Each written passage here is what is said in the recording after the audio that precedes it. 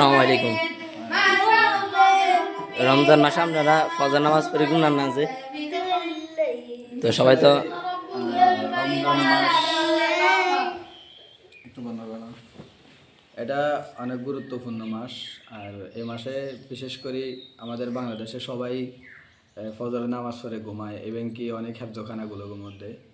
তো আমরা যেহেতু দেখতেছি আমরা সারা বছর একই টাইমে উঠি, এখন সেহরি খাওয়ার জন্য মানুষ যে টাইমে ওঠে আমরাও একই টাইমে উঠি, আমরা তো ফজর নামাজ পড়ে ঘুমাই নাই।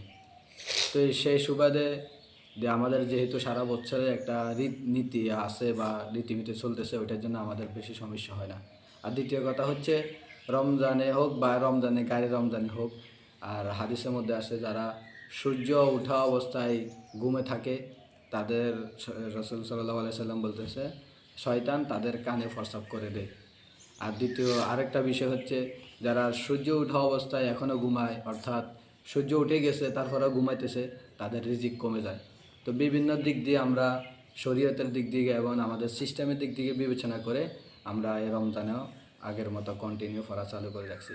আমাদের এই এই টাইমটা যদি কারো কাছে ভালো লাগে, আমাদের এই মনিটরটা যদি কারো কাছে ভালো লাগে, সেটা আপনারাও অবশ্যই আপনাদের হেফজখানাগুলোর মধ্যে চালু করতে পারবেন।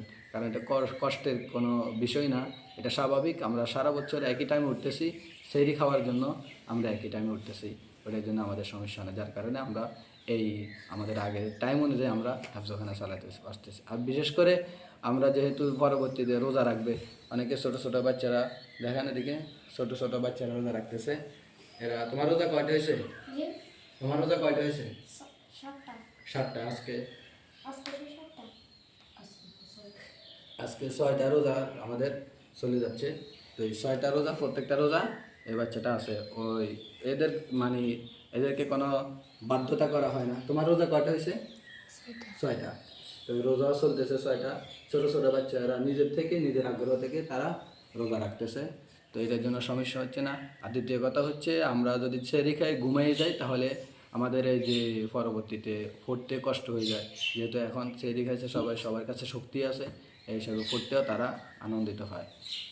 সেই সুবাদে অনেক দিক দিয়ে বিবেচনা করে আমরা আগের মতোই এই সিস্টেমটা জারি রাখছি। ধন্যবাদ।